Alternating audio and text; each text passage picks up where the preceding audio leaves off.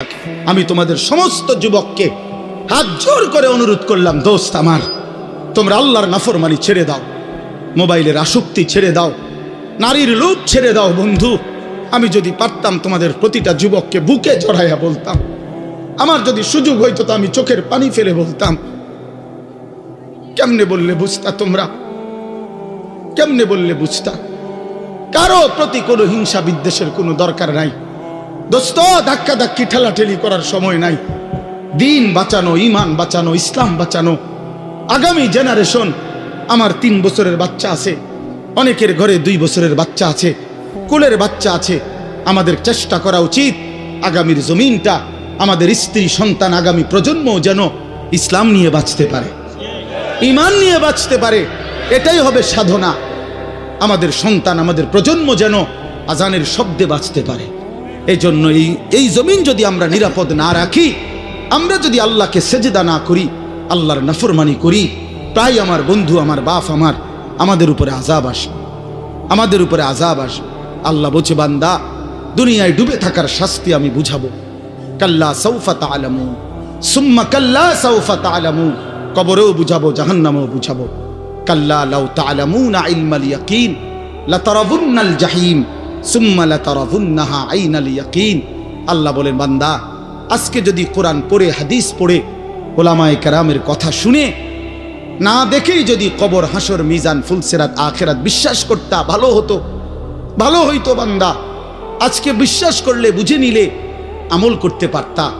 তো নয়তো লাতারাবুন্নাল জাহিম, একদিন সচক্ষে হাসরের ময়দানে জাহান্নাম দেখবা, সব বুঝবা। সুম্মা লাতারাবুন্নাহা আইনাল ইয়াকিন, চোখে দেখে বিশ্বাস হবে, কিন্তু সেদিন আর লাভ হবে না। সেদিন আর কি হবে না ভাইয়া? লাভ। সুম্মা লাতুসআলুন্না ইয়াওমাইদিন আনিন নাঈম। আল্লাহ বলেন, আমি কিন্তু সেদিন হাসরের ময়দানে নিয়ে বান্দা তোমার জীবনে যা কিছু নিয়ামত দিয়েছি, আসমান, জমিন, চন্দ্র, সূর্য, গ্রহ, নক্ষত্র, আলো, বাতাস, রোদ, বৃষ্টি, হাসি, কান্না, আনন্দ, বেদনা, স্ত্রী, সন্তান, ছেলে, মেয়ে, গাছ, ফুল, ফল, ফসল, তোমার চোখের পলক, হাতের নড়াচড়া, তোমার নিঃশ্বাস, এক ফোঁটা পানি, এক লোকমা খাবার। আল্লাহ বলেন, আমি যা দিয়েছি, আমি বান্দা প্রতিটা নিয়ামতের কি হক আদায় করছো আমি জিজ্ঞেস করব। আমি ছাড়বো না বান্দা, আমি ছাড়বো না বান্দা। তুমি শুনছো আমি গাফুর, কিন্তু এটাও জানো তুমি আমি কাহ্হার। তুমি এটা শুনছো আমি রহমান, এটাও শুইনো আমি জব্বার। আমি জুন্তিকাম, আমি প্রতিশোধ গ্রহণকারী, আমি প্রচন্ড শাস্তিদাতা, আমার আযাব বড় ভয়ানক। এজন্য ভাই আমার, বন্ধু আমার, চলো আজকে নিয়ত করি, কবরবাসীদের জন্য আমরা দোয়া করি, আর আমরা যারা জীবিত আছি আমরা আমাদের জীবন গঠন করি, বলি ইনশাআল্লাহ। একটা ছোট্ট কথা আগে বুঝেন, সবাই বুঝতে ভালো। কোরআনুল কারীমের মধ্যে আছে, হযরত মূসা আলাইহিস সালামকে আল্লাহ তাআলা প্রথম যখন তুর পাহাড়ে, আমরা সবাই জানি যে আল্লাহ তাআলা মূসা আলাইহিস সালামের সাথে তুর পাহাড়ে কথা বলছেন বহুবার, মানে ওয়াহি নাজিল করছে। আল্লাহর কথা মানেই ওয়াহি। তো প্রথমবার যখন মূসা আলাইহিস সালাম তুর পাহাড়ের ওই টিলাতে উঠলেন, তো সেখানে আল্লাহ তাআলা স্পষ্ট কোরআন শরীফে আছে, আল্লাহ তাআলা প্রথমেই বলে দিছেন, ইন্নী আনা রব্বুক ফাখলা'না আলাইক। মূসা, আমি তোমার রব, আমি তোমার মহান মালিক আল্লাহ। তুমি ফাখলা'না আলাইকা, তোমার 2টা জুতা খুলে ফেলো, 2টা জুতা খুলে ফেলো। আনা আখতারতুকা, আমি তোমাকে নির্বাচিত করেছি। ফাসতামি' লিমা ইউহা, অতএব আমি যা ওয়াহি নাজিল করতেছি, বলতেছি, তা মনোযোগ দিয়ে শোনো। তাহলে এখন কি বোঝা গেল? তাফসীরের মধ্যে আছে, জুতা খুলতে বললেন কেন? প্রশ্ন হলো, জুতা খুলতে বললেন কেন? কথা বললে বলবে। তো আল্লাহ তাআলা এটা বুঝাইছেন, মূসা, আমি রব্বুল আলামিনের কথা শুনবার আদব জুতা খুলে বসা,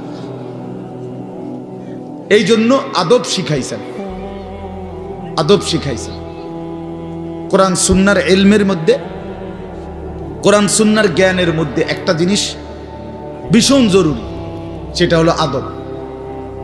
দুইটা জিনিস একসাথে গঠন করতে হয়।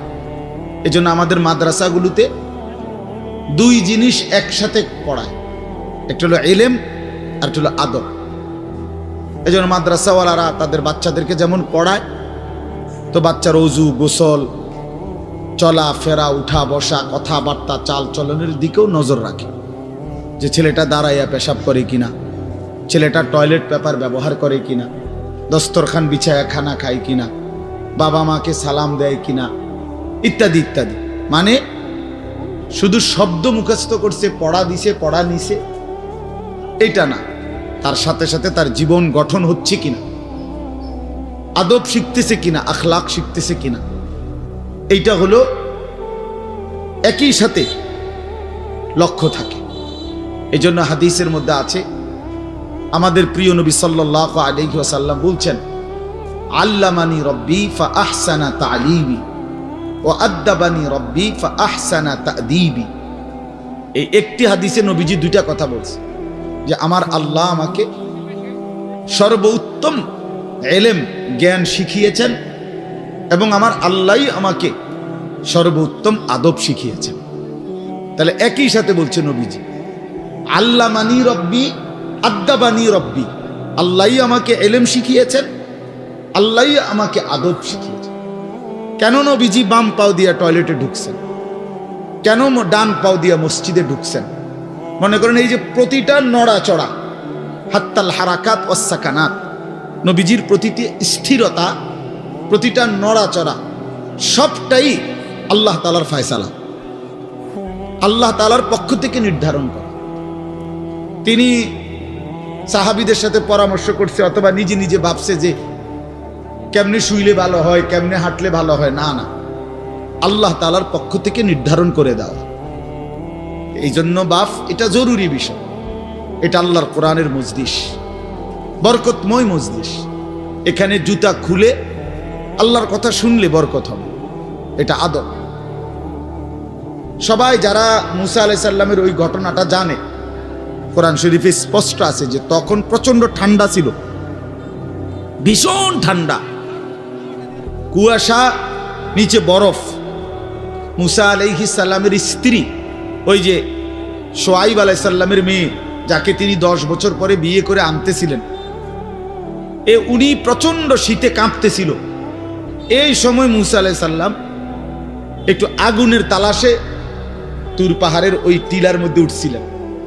স্ত্রীকে বলছে, ইন্নী আনাস্তু নারা, আমি একটু আগুন তালাশ করে আনি, যদি আগুনটা আনতে পারি তাহলে আগুনের মধ্যে যদি তোমার শরীরে একটু সেঁক দাও, তাহলে গরমটা আর শীতটা একটু কম লাগবে। মানে সে শীতকালে আগুন দিয়ে আগের দিনে খুব ছিল, তাহলে বোঝা গেল এত ঠান্ডা, এত প্রচন্ড শীতে যে কাঁপতেছে। কিন্তু এরপরেও আল্লাহ তাআলা বললেন, আগে জুতা খোলো। অথচ এই ঠান্ডার মধ্যে জুতা না খুললে ভালো ছিল, কিন্তু এরপরও আল্লাহর কথা শুনবার আদব, জুতা খুলে শুন। হাদিসের মধ্যে কথা স্পষ্ট আছে, আল্লাহর নবী সাল্লাল্লাহু আলাইহি ওয়াসাল্লাম কখনোই খাবার জুতা পরিহিত অবস্থায় খাইতেন না। জুতা পায়ে কখনোই তিনি খাবার খাইতেন না, বরং জুতা খুলে পিঠ সোজা রাইখা, মাথা নিচের দিকে নোয়াইয়া, 2 হাঁটু উপরের দিকে তুলে বিনয়ের সাথে আল্লাহর নবী সাল্লাল্লাহু আলাইহি ওয়াসাল্লাম খাবার গ্রহণ করতেন।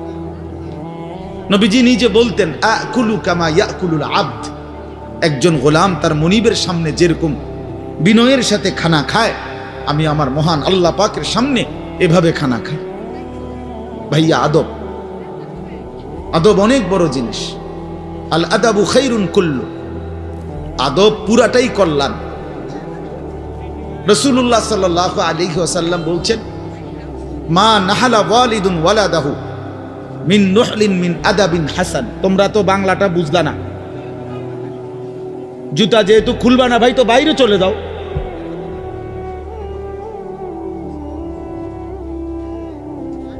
আশ্চর্য মানুষ। না না, অনেকের আছে গাদ্দারি স্বভাব, যে আমি যেমনি আছি এমনি শুনবো। এটা সিধা করতে হবে। জিন্দেগি যদি সোজাই না হয় তো বললাম কারে, বললাম কাকে? শুধুই কেবল ভাইয়া শুনলাম একজনের পরিচিতি আছে, একজনের জনপ্রিয়তা আছে, একজনের সুর আছে, একজনের টান আছে, একজনের জোরে গলার আওয়াজ আছে। তো এই কারণে জড়লাম। কি ফায়দা এতে ভাই? কথা বোঝেন নাই? আমারে মনে করেন 1 কোটি মানুষ চিনে, তো আপনার লাভ কি? আমারে 10 কোটি মানুষ চিনে, সারা পৃথিবী চিনে, তো আমারে চিনলে তোমার লাভ কি? তুমি কি বদলাইলা এটা না দেখার বিষয়। আমি আমার জন্য কি গ্রহণ করলাম, এখানে কার জনপ্রিয়তা আছে না নাই, এটা দিয়ে কে ঘাস কাটে? জনপ্রিয়তা দিয়া হয় কি? কিচ্ছু না, কিছুই না। পৃথিবীর জনপ্রিয় অজনপ্রিয় সব মানুষই ভাত খায়, তো আর জনপ্রিয়তার আলাদা ভ্যালু কি? ঘুম যায়, পেশাব পায়খানা করে, তো আর এনে কি আহামরি কি? এটা কিচ্ছু না, এটা ধোঁকা ছাড়া আর কিচ্ছু ধোঁকা। এই জন্য ভাই আমি আবারও অনুরোধ করছি, তোমরা কষ্ট পাইও না, প্যান্ডেলের ভিতরে দাঁড়াইও না। আমি অনুরোধ করলাম কমপক্ষে প্যান্ডেলের ভিতরে ভাই মাহফিলের যেই যুব সমাজরা আয়োজন করছো ভাই, তোমাদের কাছে অনুরোধ আমার, তোমরা কয়েকজন কমপক্ষে স্বেচ্ছাসেবকের দায়িত্ব পালন করো। যারাই দাঁড়িয়ে আছে তাদেরকে বসতে বলো। এটা ভালো, আজকের জন্য না, সব সময়ের জন্য। হাদিসের মধ্যে আছে হযরত জিবরাইল আলাইহিস সালাম নবীজি সাল্লাল্লাহু আলাইহি সাল্লামের কাছে, শুনতেছেন আপনারা? নবীজির কাছে যখন হযরত জিবরাইল মানুষের আকৃতিতে আসতেন, জিবরাইল আলাইহিস সালাম কখনো কখনো তার মূল আকৃতিতে অদৃশ্যভাবে ওহী নাজিল করতেন, কোরআন। আবার কখনো কখনো মানুষের সুরত ধরেও নবীজির সামনে আসতেন।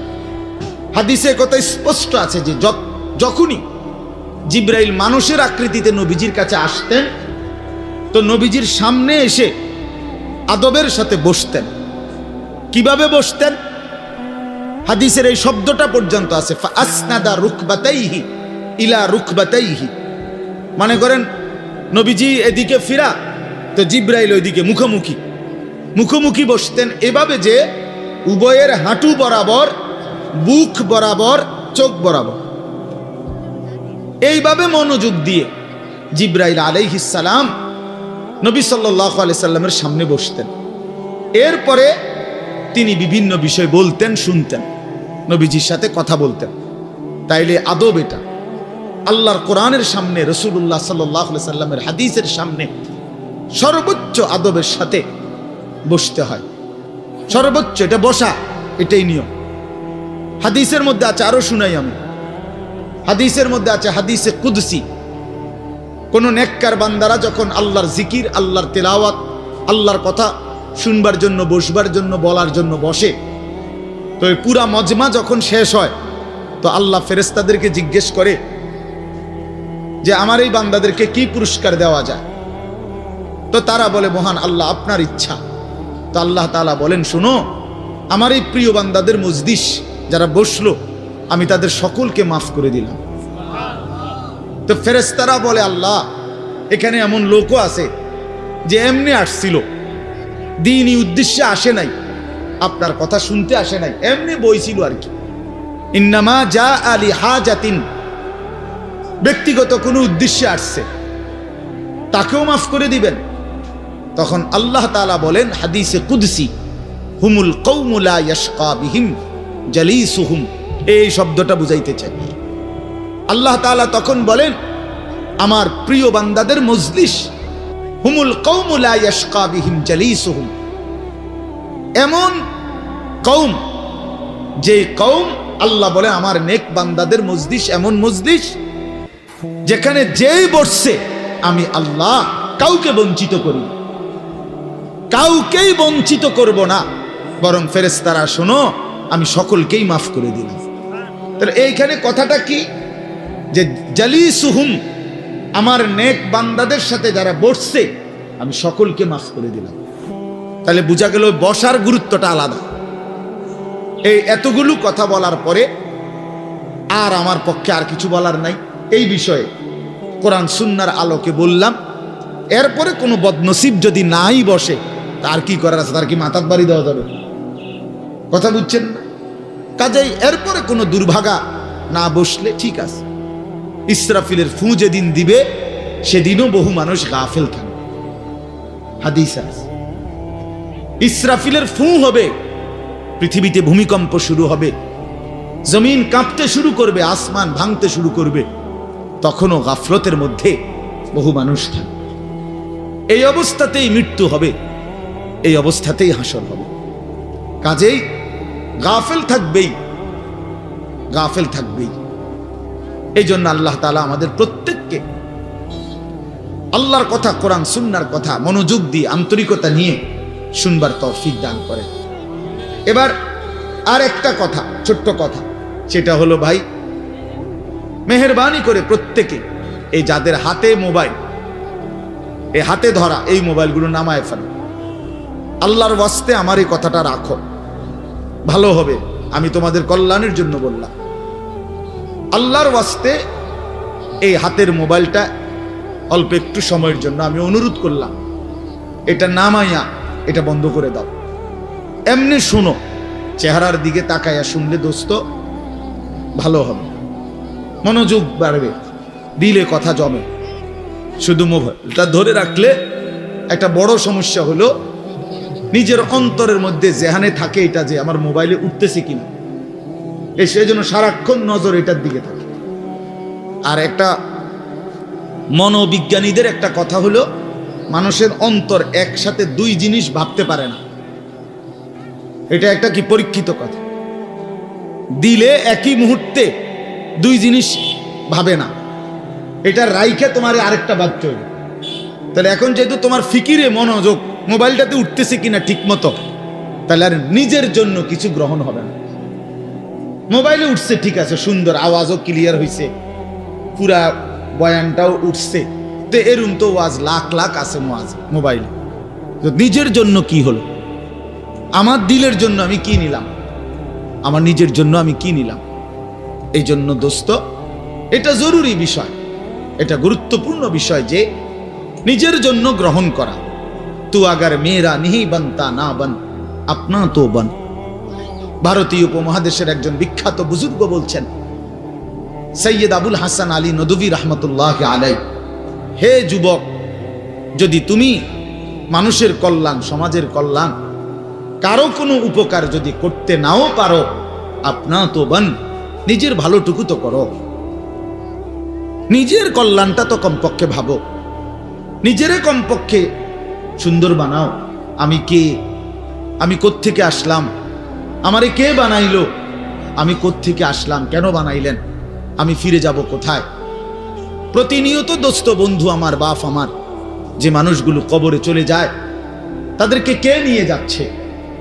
কেউ তো নিজের থেকে মরতে চায় না, আত্মীয় স্বজনও তো কারো মৃত্যু চায় না, কিন্তু একজন অদৃশ্য মালিক নিয়ে যাচ্ছে।